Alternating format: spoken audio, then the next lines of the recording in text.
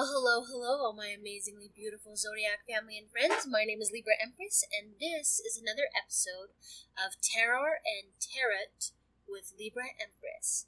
Today we are going to be watching Horror Halloween Night on Subway Ride. Horror stories animated by IMR Entertainment. Without further ado, let's get started, shall we?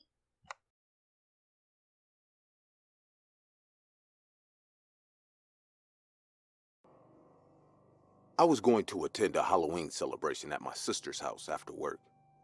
She lived quite far from me. The shortest way to get to her house was by traveling the subway car, which takes 20 minutes to reach. The nearest subway station to my workplace was at 10 minutes walking distance. I arranged my schedule accordingly that day, planning that if I leave at 6:30 p.m., I will easily reach her house by 7:15 p.m. I didn't want to be late, but as usual, life doesn't work according to plans all the time. The moment when I was just about to leave, my boss called me and handed me an important work. It's only been 3 months since I have joined this new office, so there was no way I could have given any excuse to my boss. With a sad face, I again unpacked my bag and started to work. The office only had our security guard on the ground floor, and everyone else left early that day. I managed to finish my work by 7:45 p.m., and I calculated that if I hurry up, I can still catch the 8 p.m. subway car. I quickly packed my bags and rushed towards the metro station. My sister called me, and as I took her call to tell her that I was on my way, my phone lost its signal. I realized that it is because I have entered the subway station.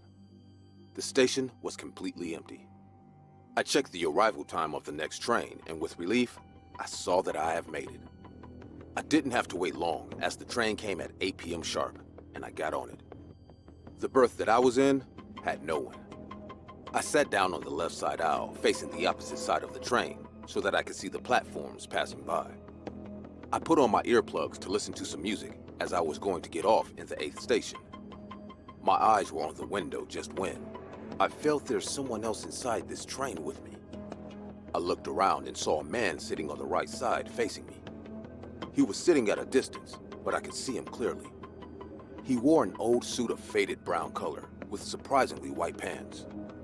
He was at first looking outside the window, but then he turned back at me and smiled in a very creepy way. His smile was so big that it almost spread from one ear to another. I thought to myself, there was no one else present on the platform. The train hasn't reached the next station yet. Then how come he got inside? My mind was going through a lot of confusion as I started to feel uncomfortable with this guy alone in a subway car at Halloween night. The train was decorated with fake cobwebs and little lights for Halloween. I shifted my eyes towards the decoration and decided to ignore this man. I hope he will get off before me. The next station arrived, but the man didn't get off. I thought to check my phone in case it has got a signal so I could call my sister. I was going through my phone just when the man made a very creepy move. He turned towards me and said in a husky voice, "If you want, you can use my phone. It has a signal." I was pretty sure that we were in an underground subway, so there's no way phones can get a signal here. I awkwardly smiled and said, "No thanks, my stop will come in some time." The man seemed a bit disheartened with my refusal. He then stood up and said, "Why aren't a pretty thing like you celebrating on Halloween night?" I felt really offensive with his exaggerated comments. I stood up and replied in a loud voice, "Look, mister, I don't know you, so stop harassing me or I'll call the emergency number on the subway car. Also, there are security cameras inside the car, you know." The man looked startled with my words and moved his eyes back to the window. At the 5th station, an old woman got into the subway car, which gave me some air of relief. She looked at the man and then looked at me. Maybe she guessed something and came to sit beside me. I thanked her for her kind gesture by smiling at her. It was going all well, but the woman got down the next station, and again, the fear of being alone with this creepy stranger acquired my heart. I realized I was just 2 stations away, so I got up and went to stand near the door. I wanted to get off as soon as I can. After a few seconds, the man also got up and came towards me. I faced my back towards him, but I could see him standing behind me on the glass door of the subway car.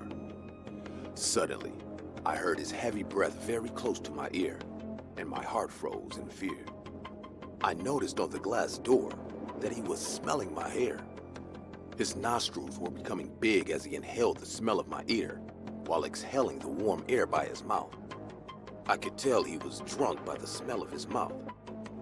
I wanted to teach that guy a lesson, but I'm a short, lean man, and the only thing I had on my hand was my backpack, which wasn't enough for protection.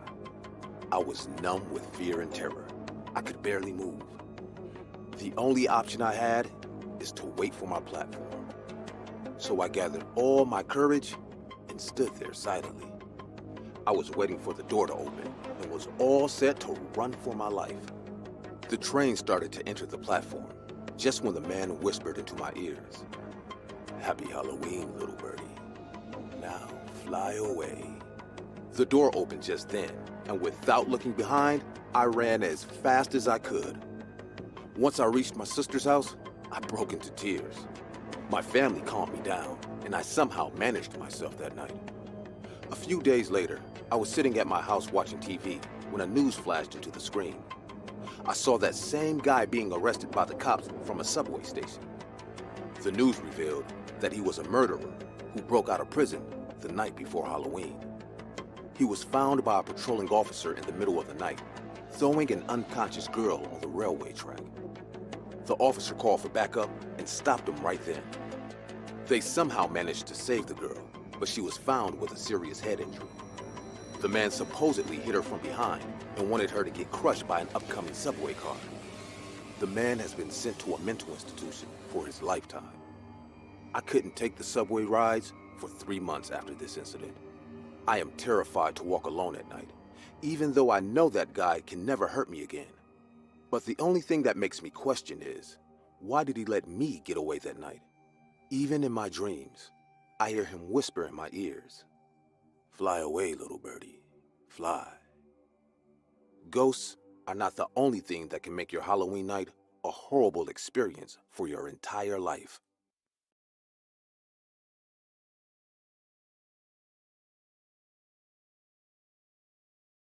Timothy applied glue to his forehead and a little under his chin in order to secure his mask. He'd be a monster, a hideous troll, hideous enough to conceal his real identity. He'd been struck with morphia, a rare condition which, with time, mutates skin and in severe cases, even bone. He was now 13 and the disease made him look like a monster, worse than the mask that he would hide behind. He watched himself in the bathroom mirror as he carefully applied the fake green hair, then the mask. He'd worn the mask each Halloween for the last 3 years, and was looking forward to again being a regular kid for that one night. This was the only time he could disguise himself.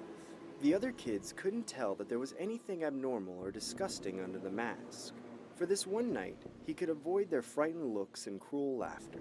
So, Timothy went out, on his own, even though his mother would not have wanted it. It was a cool night in Haleyville. Maple leaves had turned the fiery crimson yellow of Indian summer. It had rained earlier that day, sticking wet, multicolored leaves to the sidewalk. At dusk, carefree goons and goblins splashed through puddles of idle rainwater, running to ring doorbells. They zeroed in on houses decorated with lighted styrofoam gravestones or plastic black cats. These promised to deliver goodies after yelling, "Trick or treat!" Timothy the monster followed 3 or 4 smaller kids to a house that featured flashing lightning and a cackling witch on the porch. As he cautiously stepped up to the door, a hobo kid ran right into him, almost knocking him over. They both tried for the bell, but the monster won out. As the door opened, they yelled, "Trick or treat! Trick or treat!" Only 1 candy each was carefully dropped into their bags. A little dismayed, they walked back to the sidewalk together. Hobo exclaimed, "I like it better when they let you pick the ones you want, don't you?" "There were some Snickers in there. I guess they're saving those for someone else," said Monster. Hobo suddenly recalled, "Hey, I know a house where they got candy apples." "Let's go," said Monster. Hobo paused. "Hey, what's your name anyway?" Timothy sighed. "Monster, No, your real name, Dodo. My friends call me Tim. He really hadn't had any friends, but it sounded good to say it that way. My name's Sean. I live on Baker. Hey, let's get going before all the candy apples are gone. Okay, replied Monster, and together they ran down the darkening street. Before they got to the Apple House, they bumped into Sean's other friends. There was Bobby as a scruffy Davy Crockett, Arnold was Wolfman, and Superman, whose real name was Jimmy, Lance dressed as Dracula. This is my new friend Tim, said Hobo, but you can call him Monster. We're going to get some candy apples. Want to come? Just been there, they're all out, Wolfman disappointingly reported. Dracula came running up to the boys, sweaty and out of breath. There was this car full of teenagers. I threw an egg and it splattered all over the windshield. Suddenly came the sound of screeching tires as the car whipped around the corner. Oh shit, here they come! The blue car screeched to a stop. All 4 doors burst open. 4 seniors, some wearing leather jackets, rushed towards the boys. The superheroes scattered.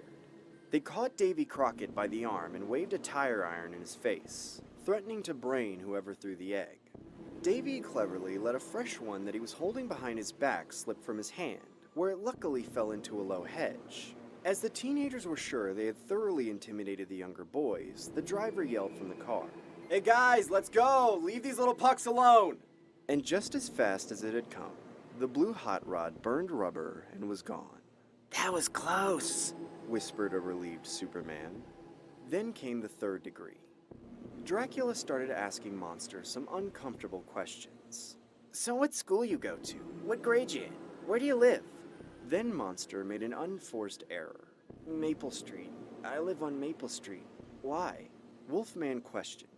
Is that where that really creepy guy lives? On Maple? My sister said she saw him once in his backyard. Scared her stiff. She ran all the way home. It was a real monster, she said. Dracula, seeing an opportunity for more mischief, retorted, Hey guys, let's go over to the monster house and egg it. Hobo intuitively shook his head.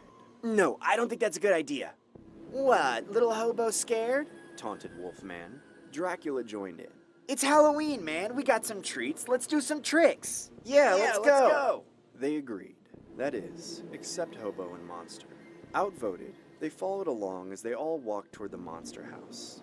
They only had a short way to go, just around the corner to Elm, then Maple. There were no street lamps on the block. Except for the pale amber light of a half moon and a lone jack-o'-lantern on the porch, the monster house was eerily dark. The superheroes silently stood there for a moment. Is that it? Superman whispered. Although the house itself was just about the same as all the other houses on the block, Davy Crockett exclaimed, Looks kind of creepy, doesn't it? Are you sure that's where the monster lives? Dracula questioned. Wolfman eagerly bellowed. Where's the eggs? Hobo tried to stop it before it started. We might get in trouble, he hesitated. Dracula sarcastically chided. We might get in trouble. We might get in trouble. Then he threw the first egg, hitting the front door. Cool, exclaimed Superman. Give me one. On that dark Halloween night, there was suddenly the wild frenzy of flying eggs, then the stomping of the jack-o'-lantern. Timothy saw the maddened glee in their eyes as they chanted. Monster, monster, monster! Monster, monster, monster! Stop! He cried out. Stop it! He pushed Dracula. Dracula pushed back. They tussled to the ground, punching, kicking, and yelling. Then the unthinkable happened. Timothy's mask came off. In the dim light, his face looked even worse than it really was. There was a collective gasp at the monster he'd been hiding all along. Stepping back in shock and disgust, someone called out, Oh my God, it's the monster! Their collective jaws dropped. Their eyes now were wide open in shock. Hobo knelt to the ground by the friendly monster's side, who was by then completely humiliated. That's enough, demanded Hobo. Leave him alone. Over with the initial scare, Davy Crockett giggled.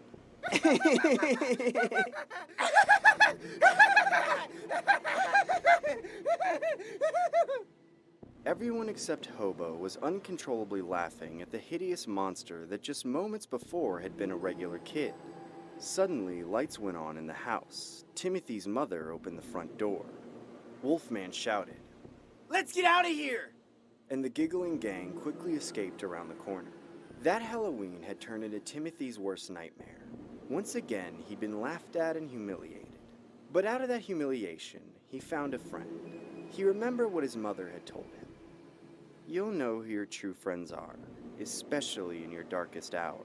Hobo Sean finally asked, "So will you ever get better?" Timothy explained what morphia was and that within a few years it was expected to run its course and he'd be just fine. As they grew up together, where one was, so was the other. They were college roommates, best man at each other's weddings, and lifelong friends. Over the years, they shared countless laughs remembering the scared looks on those boys' faces that Halloween. Sean became a doctor of rare diseases. Ironically, Timothy became a writer of horror novels. It's been over 40 years. They both have wonderful lives. That was the night Timothy found his best friend. It happened just that way. I know. I was Monster.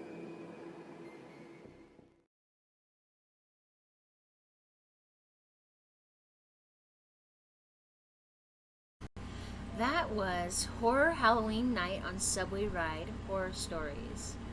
Alright. That was pretty spooky. That was by IMR Entertainment. I pulled 5 cards and this is what I got. Alright. The person we're connecting to is a very, very intuitive and devoted water sign. Okay? Someone who was very loving. Could be a mother figure. Looking back on their life and how they see it, they see that they got a lot of blessings and they were pulled out of poverty and they were grateful for it, right? They weren't the type to rub it in people's faces. They knew where they came from. They came from good stock. They knew how to pick themselves up. They always had a game plan. They were always prepared. A lesson they would like to share is that your life is full of blessings, okay, whether you see them or not. You know, just being able to breathe each day is a blessing, okay? Being able to wake up and enjoy a wonderful day, whether